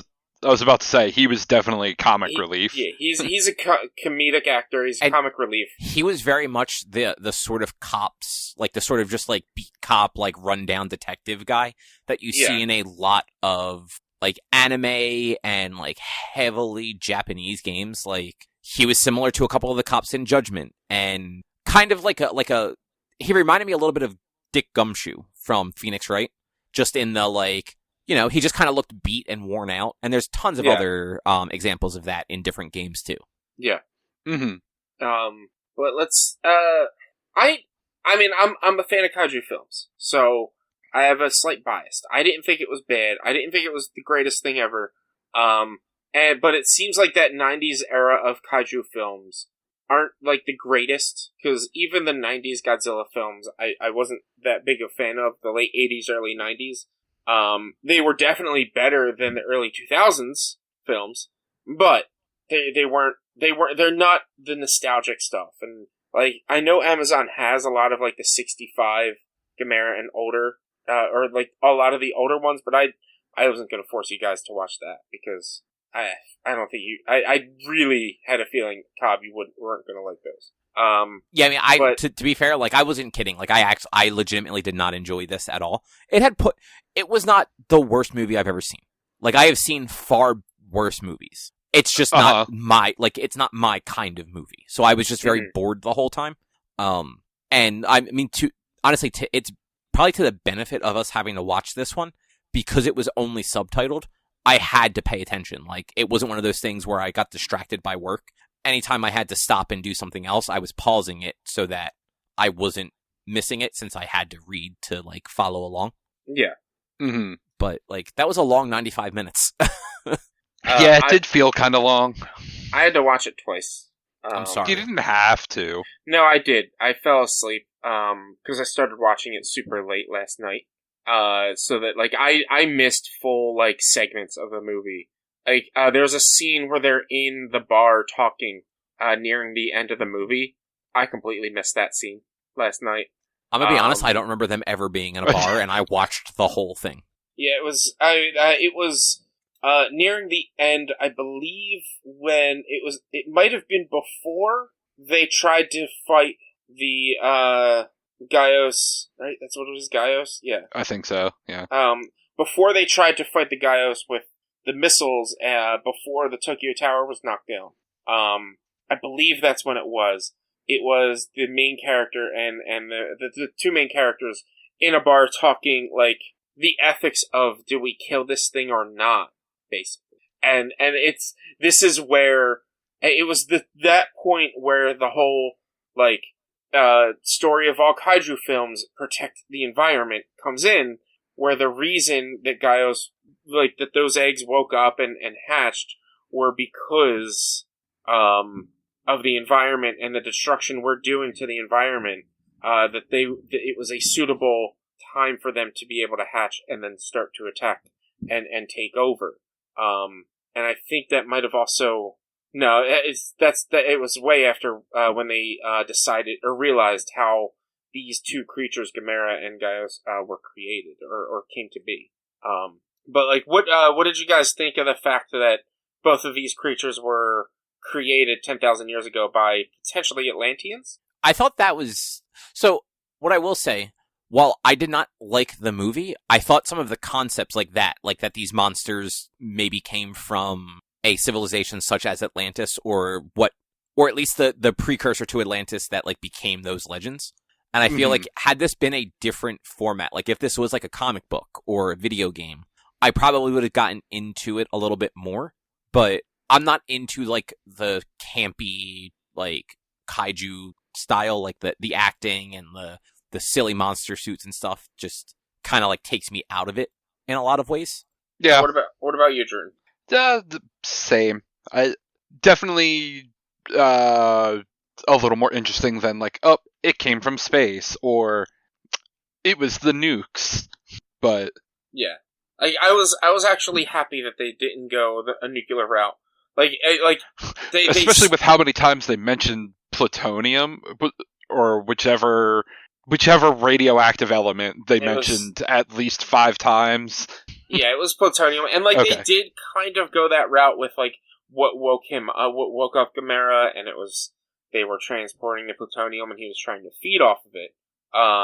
But they didn't really say that, like, they turned around at some point, and again, this is a conversation I missed when I fell asleep, which is why I had to rewatch it. Like, I missed the whole conversation of them being like, oh, Gamera was created by the precursor, by the Atlanteans to fight Gaios. I was awake enough to hear the legend, but I then fell right back to sleep to, like, understand, like, oh, the Atlanteans created Gaios and then created Gamera to fight Gaios because Gaios was getting too powerful. And like, not evolving in the way it was supposed to. Yeah, which, like, so that's what I meant by some of the ideas they had were definitely more interesting, I felt, than the movie was able to portray them as. Yeah. Mm-hmm. I thought that whole weird, like, link between Gamera and, like, the little girl, like, that seemed interesting, but they never really elaborated on it. I feel this is the first of a series, and I feel like maybe the further we go on, it's elaborated, or it's touched on in previous films. Like it's probably something that they carry over in all the films that, like, somebody who's watched them all would understand. That might be. I did look just a little into it. So this is the first of a trilogy. There's a Gamera 2 and Gamera 3. Some of the characters do repeat through all of them.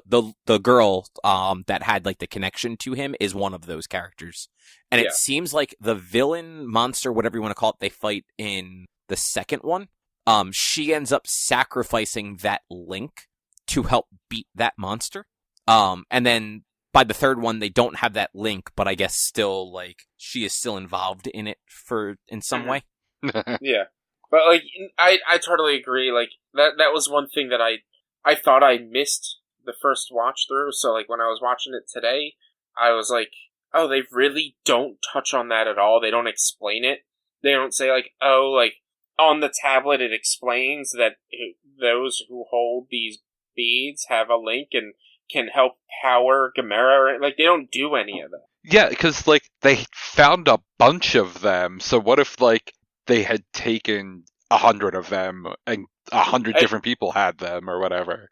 And they kind of touched on that at the very end when Gaios and Gamera were having their final fight, and the Gaios shot his laser into the fuel area and blew it all up. She was gripping onto her father's hand tighter making that connection between her and her father and Gamera, which then gave him the power to absorb the explosion. So it's like the more people that had these marbles or these apostrophes probably would have given him more power. And maybe that was something that they were trying to push for throughout, but they only got 3 films in instead of however many they were going to hope for. 300. Yeah.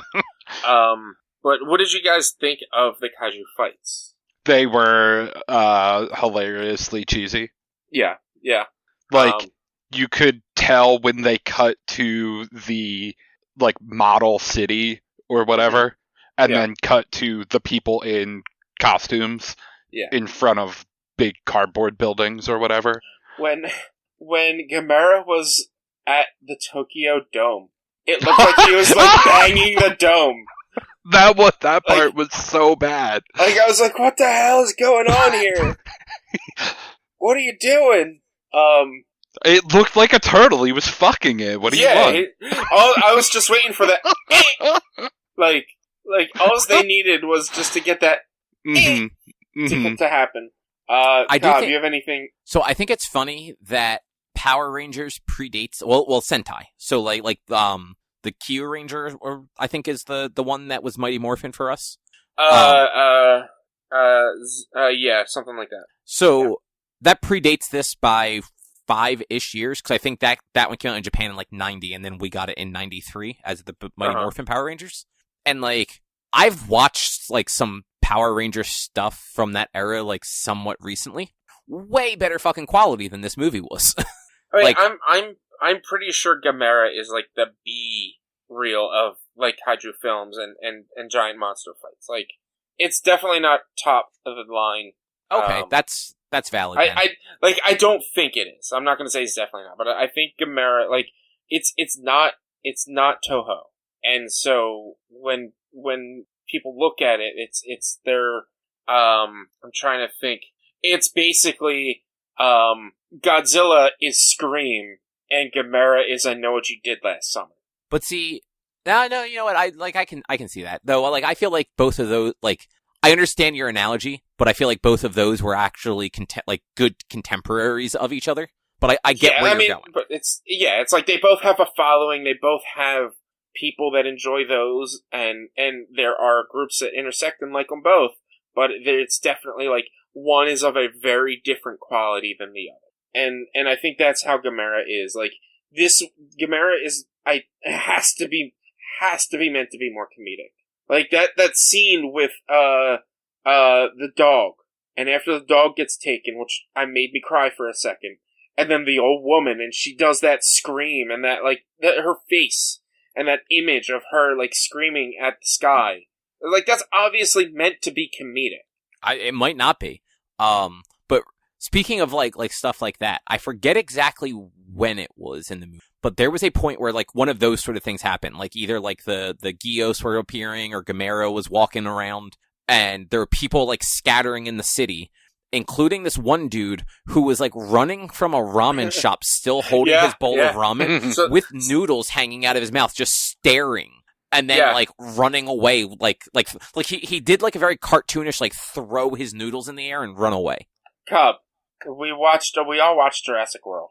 When the small pterodons were attacking the community center, and the guy grabbed his drinks and started running away with it. Like, we've all seen that. That's true. That is true. But I saw that, the first time I saw that, I was just like, that's, you know what? I honestly would probably do the same. Like, if I'd be sitting there eating, like, holding my plate or whatever, and, like, I'd start to run away. I'm like, what am I doing with this food? And or I'd keep the food with me, because I just paid for this, food. I ain't losing it. But yeah, that was a great scene. I personally thought the fight sequences they weren't horrible, but they definitely were not the best, and could have been better for a 90s movie. They did seem to rely a little too much on CGI, and the CGI was very poor for what you would expect something like this to be. Like, when Gamera was flying up into space, and his enemy was just flying towards him with their wings. Like, how are you flying up with your wings covered? Like, you fly with wings. You don't have a jet like this turtle does. Like, that was just, to me, like, kind of poor CG and poor, like, maybe they were running out of money at that point, and so they just took that still frame and sent him up. I'm not really sure. And then the missiles, right before that, before Tokyo Tower, when they were coming towards you and then going at him, like, those were just, oh my god, those were just so bad. Yeah, there were a lot of bad things, and it was the 90s, and, like, these movies aren't exactly known for their special effects. Yeah. Yeah, no. My favorite poor CGI, has to be everyone's favorite, is the scene at Mount Fuji when they're firing all the cannons and whatnot at Gamera to his left. Oh, that's right. I do remember that. Like, they didn't fire at him. They were all to the left. I'm like, why? Like, was it how you were CGIing it? You could only send it to the center of the screen? And if so, why didn't you just centralize Gamera? Like, why did they all go to his left? None of them hit him, but the explosions were all around him, which is just, to me, made me laugh so much. But this did make me intrigued with the Gamera Kaiju films, and I'm probably not going to do like a Kaiju corner like we did with Godzilla with these, but maybe every couple of weeks I might watch like the originals and move forward, because they're all on Amazon. You may as well just at least finish off this trilogy first. I'll definitely finish off this trilogy before I do anything else. Because I am interested in this trilogy, and I might do that over the next 3 weeks at least, if I have the time.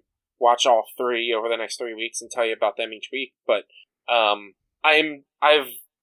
heard the name Gamera, but I've never seen it because I didn't know that he wasn't a Toho property. So I always thought he was going to be in Godzilla films or something like that, or there was going to be Godzilla vs. Gamera, but there wasn't. And it's just like he's very much a different kind of kaiju. Yeah, and I like that. I like that about him. Like, not even really knowing a lot about the kaiju movies. Like, you're right. Like, he is very different. Yeah. So. But anything else you guys want to say about Gamera, or who's next on making a decision for book club? So, I am going to do the thing that you tried to do last time, Rich. Drew, are you still there, or have you walked away yet? Yeah, no, I'm here. Okay. So, here's the deal. You guys, first off, do either or both of you have any problem if there is a chance that the movie for next time would be a rental of $3.99? Not really. Man, that should be fine. Man, that's too expensive. That's fine. Okay, I wanted to make sure before we did this. At some point, I'm going to have you guys watch Shin Godzilla, and that's a $3.99 rental. So. Okay. At some point. So, your choice, how each of you would like to do this. You can either pick a random number between 1 and 6, or you can roll a 6-sided dice. I know you both have a billion dice, so whichever works easier for you. So wait, are we both rolling, or both picking a number? Yep, it's either one. Each of you pick a number 1 through 6, or roll a 6-sided dice, and then rolling a die. Tell me what you pick. Come on, it keeps falling. I gotta drop it from lower. 1. I got a 3. This guy can't roll a fucking die. Look, if you saw my cam, I had it from like maybe a foot up, and it just I wasn't using a tray or anything. I just was letting it just tumble, and it kept dropping off the table. All right, so we have a 1 and a 3, so that's 4 total. Correct. All right, so I'm going to give you guys 3 options. Please tell me it's the Dungeons and Dragons movie with Orlando Jones. No.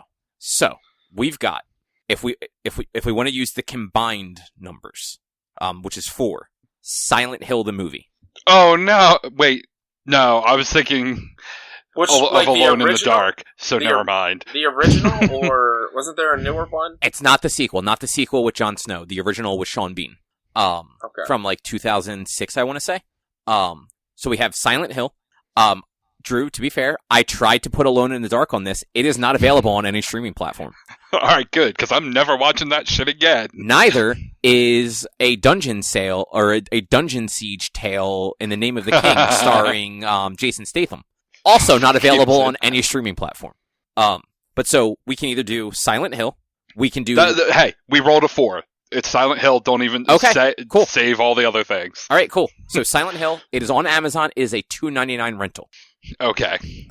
Just so you guys know what this list is, I have a list of 12 possible movies that are all basically shitty video game movies. That's fine. All right. That's fine. Good to know. It includes things like The Prince of Persia, one wasn't bad. That one wasn't bad. Warcraft. I've always wanted to watch that. I heard that was Monster good. Hunter. That's been on my list of things to make you guys watch because I haven't seen it either. So don't worry. Need for Speed. So non-family Fast and the Furious. Basically, yeah. Like, I spent like 20 minutes the other day looking up video game movies and seeing if they were available on any platform. Mm-hmm. So not bad. So Silent Hill. Sweet. I like that. I enjoyed that movie. So I'm not going to hate it. Some of these aren't bad. Like, one of them was Doom, the 2005 Doom with The Rock, which, not a good movie, but has some goofiness to it. But then there's also, like, the first Resident Evil. Actually pretty good. The first Silent Hill. I don't remember that being a bad movie. But then, like, there's some stuff that, like, is not fondly looked upon. Like Warcraft or Assassin's Creed. If I remember correctly, Warcraft wasn't bad. It was, like, the CG was rough. But the movie itself wasn't bad. Did you watch it? I didn't. I just remember, like... I thought it didn't do well. Like, I think it did well and, like, I think it did okay in the box office, but I feel like it was, like, a very poorly received film. I'm looking it up on Rotten Tomatoes. It's a 1.5 star. 28% on Rotten Tomatoes. Yeah. But, yeah. So, anyway. 76 audience score, so, like, the audiences didn't hate it. It's like a B, essentially. But, yeah, you know, like, there's a lot of... And, like, that's not even, like, all of the shitty possible video game movies. Like, I didn't include any sequels. Yeah. So, like, I didn't even include, like... So there's Street Fighter, the 95 movie with Jean-Claude Van Damme. But then there's also Street Fighter, The Legend of Chun-Li. I did not include The Legend of Chun-Li, because... So, if we do Street Fighter, we then also have to play Street Fighter the movie The Game, right? I mean, I think that's only fair. Okay. We'd have to... I'll find a way to ROM it for... Okay. I'll find a ROM for it. So... I've gotten a way to play ROMs now, so my retro catalog might increase more. Are you gonna... Did you buy yourself a Mister? No. You gotta buy yourself a Mister. Just found way. I just got a ROM emulator. But alright, so Silent Hill. Yeah, so Silent Hill in 2 weeks, so what would that be? The 3rd of February. Make sure to watch it by the 3rd. Or before the 3rd, so you can hear what we have to talk about it.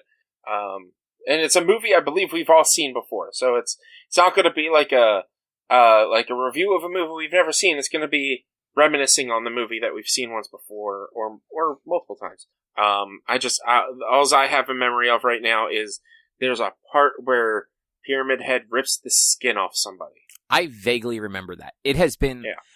I saw the sequel, I don't know, 7 years ago, maybe less. It has been a very long time since I've seen the original Silent Hill. Yeah. But yeah, what else we got? So you finally watched the Eternals. Yes, I finally had a chance to watch it because I didn't get to see it in theaters because my dog had a vet appointment the day everyone went, and so I didn't get to go. And it's now on Disney Plus, and it's a really good remake of Pinocchio. I don't understand that. I'm going to be honest with you. The girl, what's her name? Oh, Sprite. Sprite, yeah. Okay, no, totally understand. She wants to be a real girl. Like, she wants to be a human. And it's just like that, to me, it's a joke that I've been running in my head, a really good remake of Pinocchio. Yeah, but, sorry, you said that, I'm sitting here thinking, I'm like, where the fuck does Pinocchio come into this? I was also trying to see, if I could say, oh yeah, it's just like Pocahontas, just to like catch all bases that every movie is like Pocahontas or whatever. But, no, that's really the only joke I have. I enjoyed it. It is very much a different kind of movie. And it's not really a superhero movie. It's an epic. And that's kind of where it stumbles. Not because it's not a superhero movie, but because they tried to, I really feel like they tried to do too much in a single film.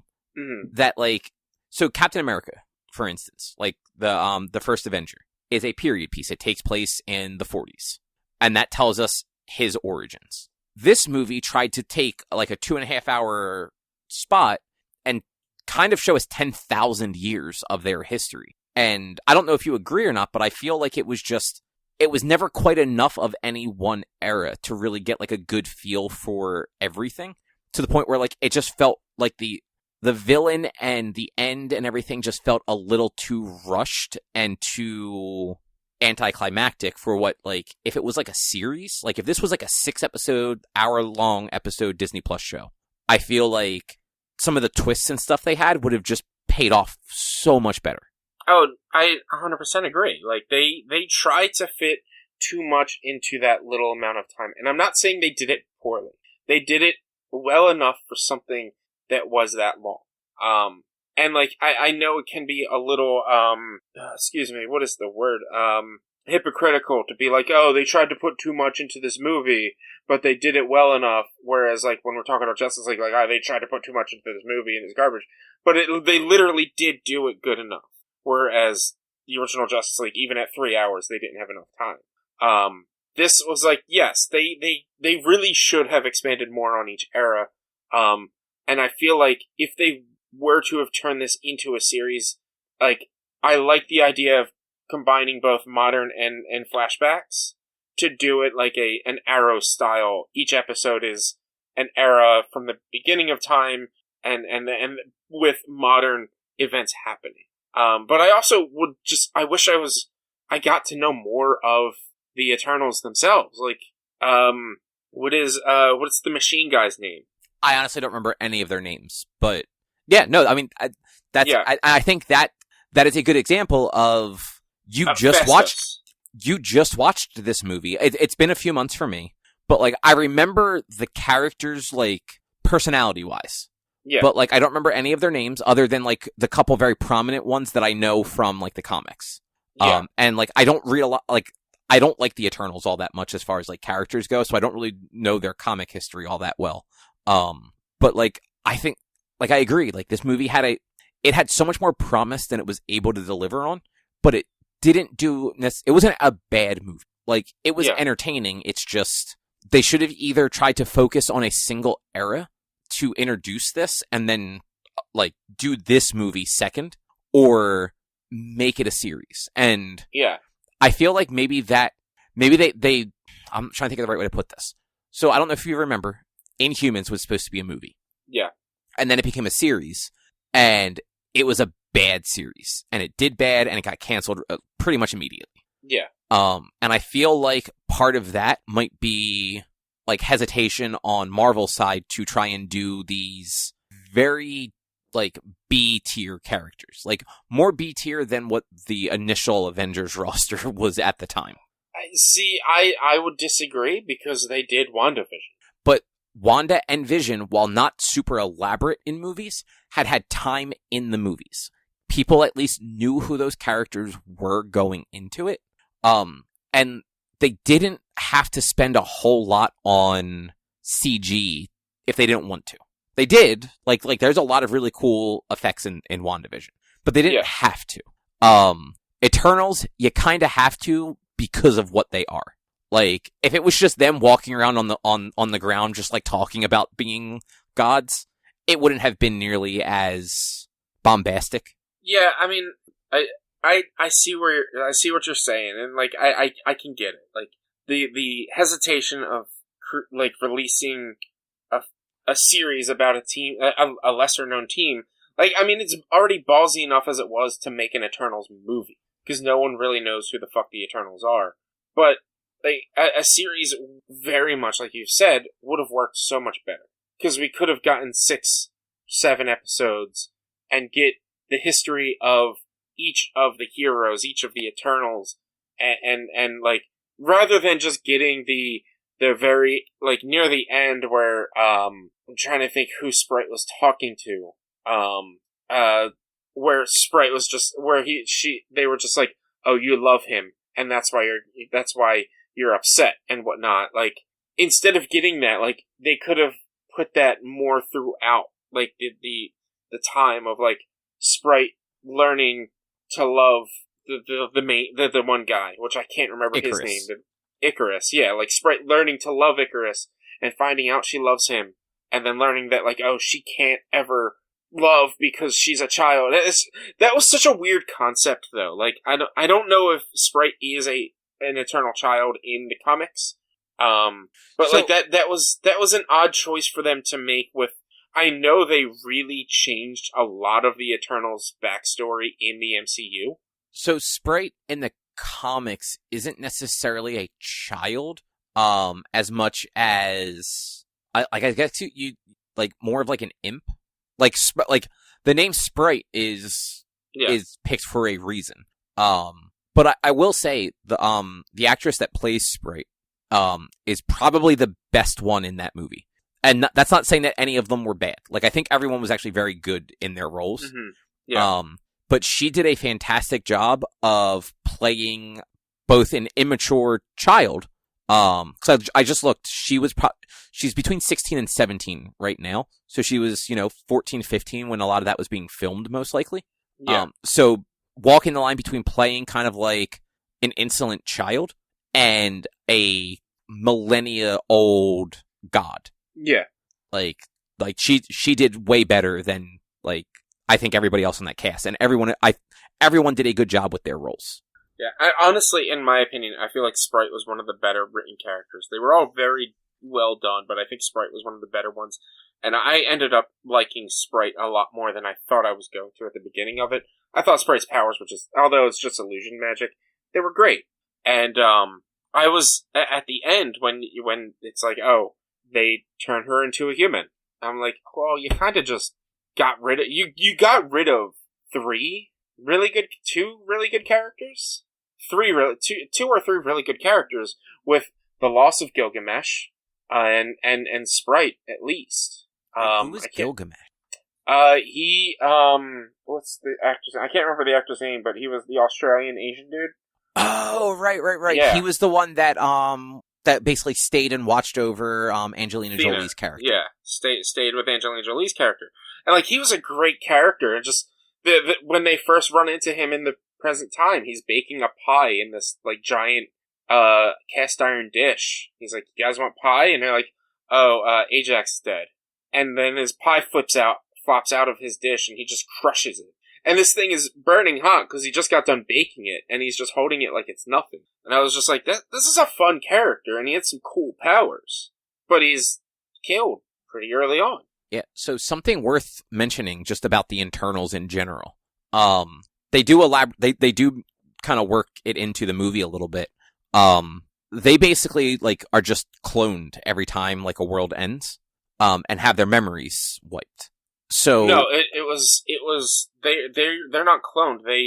So the way they work it into the end is they have a connection with the new Celestial that they don't get destroyed when the world ends.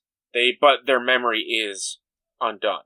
So they're still them. Whoever survives during the millennia that it takes for the Celestial to be born, like, they stay that body. They just wipe the memory. For some reason, I definitely thought that they showed us that they had other bodies. There are other Celestials. There's Celestials all over the place. No, but I thought they showed us at one point their other, like, potential bodies if they were to die.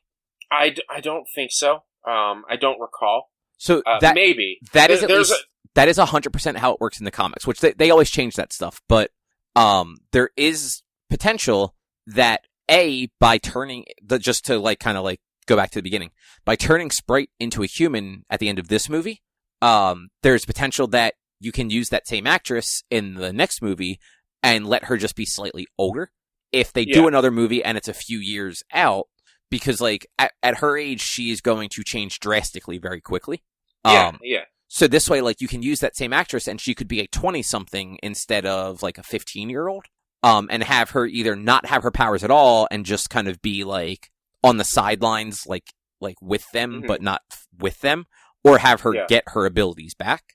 But then for the ones that died, they could always find a way to resurrect them like they did, like they had been doing for generations, essentially. Yeah, and I really liked the combat sequences. The choreography for the fight scenes were really good. Yeah, they were. And like Angelina Jolie's character, I want to know more about her. Like, I want to know mostly more about her and Gilgamesh. So Athena and Gilgamesh. I want to know more about their time in the couple centuries that that they were just alone. Exactly, and like that's kind of what I meant, where it's, they weren't able to elaborate on like the stuff that would have been super interesting in this movie, which made the whole movie fall a little flat because you never really get like enough of what is the most interesting because they're trying to give you as much info up front as possible. Yeah. What did you think of the credit scenes? So I'm trying to think, because there were two. So the first one was with Jon Snow, right? No, that was the second one. The first one was with Eros. With Eros, and who is one of the Jonas Brothers. What's his name? No, it's Harry Styles from Harry that Styles, UK one of the boy One band. Direction, one of the One Directions. Yeah. One of the One Directions. One of the Directions is who it is. So, yeah, do you know anything about Eros? Like, did you look this up at all? I not really, no. So he is the brother of Thanos. Mm-hmm. So, there's that. Yeah. Yeah, well, I mean, he gets introduced by, and I did not think this was Patton Oswalt, but he gets introduced by Patton Oswalt's character. Oh, right, I forgot about him. The brother of Thanos, the this and that, and blah, blah, blah, the prince of whatever. But apparently he's an Eternal, too, so, I was interested. I really did not think that was Patton Oswalt. Honestly, I thought it was Bert Kreischer. The voice he gave Pitt sounded more like Bert Kreischer than a Patton Oswalt. Yeah, see, I don't remember the voices, so I honestly can't comment on that. But the second scene was the one with Jon Snow. With Jon Snow, and not really find out, but you kind of find out he's Black Knight. I did not catch that was Mahershala Ali's voice. Yep.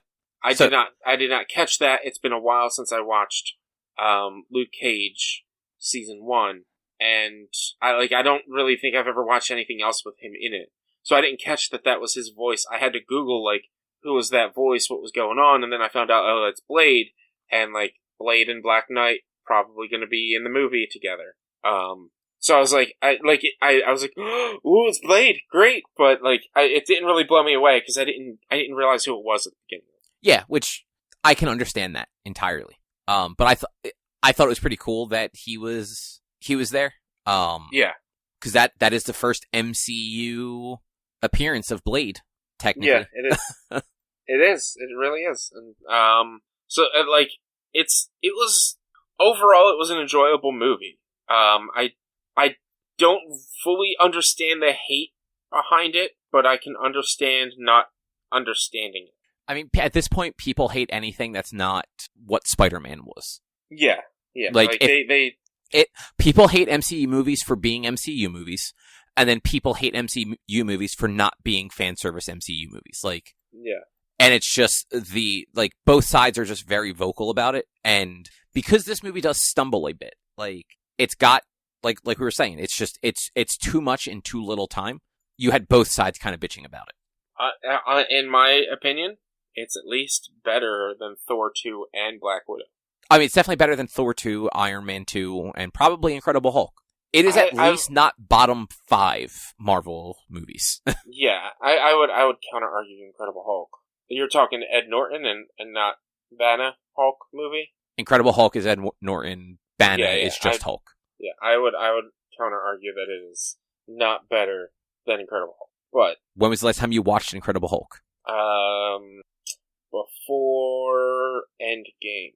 Okay, because that's not a good movie. I'm just gonna. But you know what? It's kaiju adjacent, so I can understand why you would enjoy it. I don't know. Again, that's part of my. I have a bias for the Hulk, so I'm gonna enjoy the Hulk movie. But I really didn't think Black Widow was all that great, and I thought this was better than Black Widow. And we can all agree that Thor 2 is just not good. Yeah. No. It's not a good movie for Marvel standards. I would say that Iron Man 2, I would honestly put Iron Man 2 above Iron Man 3. Nope. See, I definitely like Iron Man. I think, what's his face? The villain in Iron Man. There are parts of Iron Man 2 that are better than the best parts of Iron Man 3, but I like Iron Man 3 as a movie better than Iron Man 2. That probably is the best way I can put that. I disagree. I mean, that's fine. You have bad taste in movies. We all know it. So we don't have to worry about that. No. But yeah. So I guess the last thing quickly, I'm not going to dwell on this too long.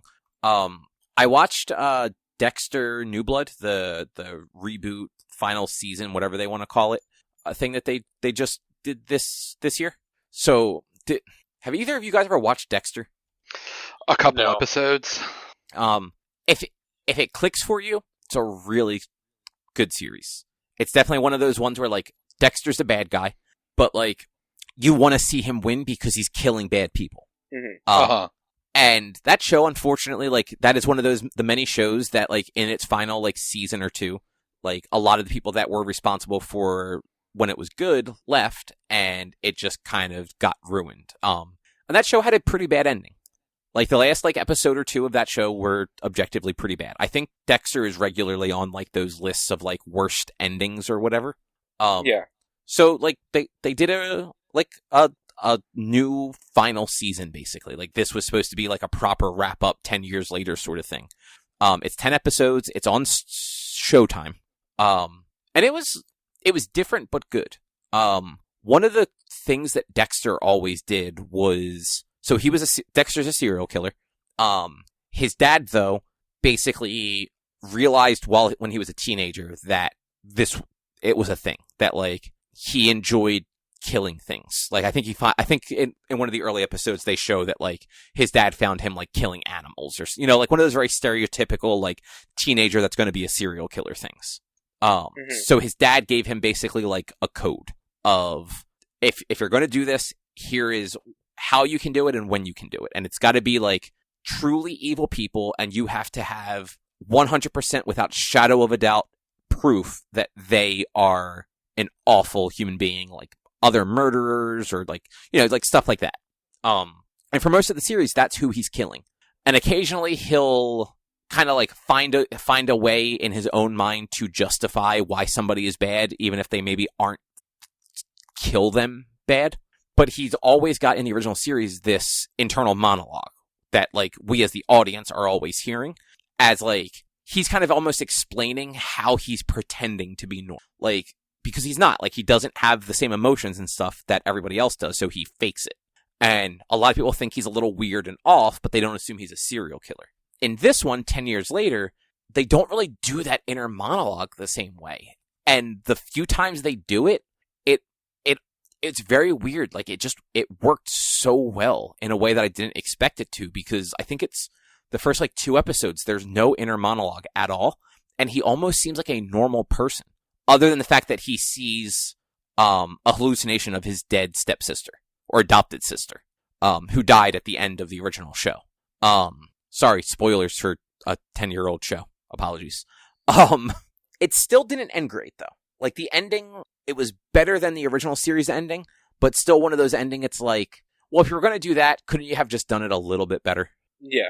But it was cool. Like a lot of characters by the end of the original series were dead. Like there weren't a lot of people left over, to kind of be in the in the reboot, but the 1 or 2 people that were kind of still alive at the end of the original series do at least make little appearances in this one, which was nice. And it like unexpected too. Like one guy pops up and it's like, oh shit. Like I didn't expect to see him in this because we are on like different sides of the fucking country, I think.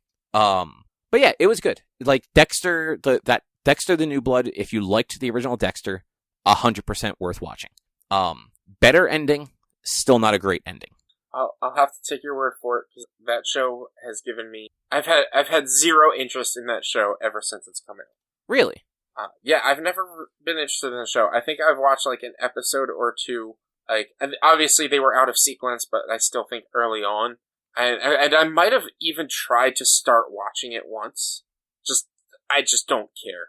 I just do not care. That's right, because you generally don't like anything that, like, the protagonist isn't just a good person. I mean, I wouldn't say isn't just a good person, but, like, you don't like things that follow bad people.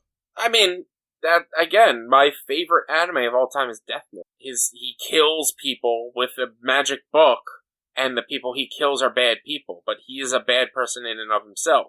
I think he's doing the right thing, and I think I agree with what Dexter... I don't think he should be killing people, but I agree if you're going to be killing people, kill bad people.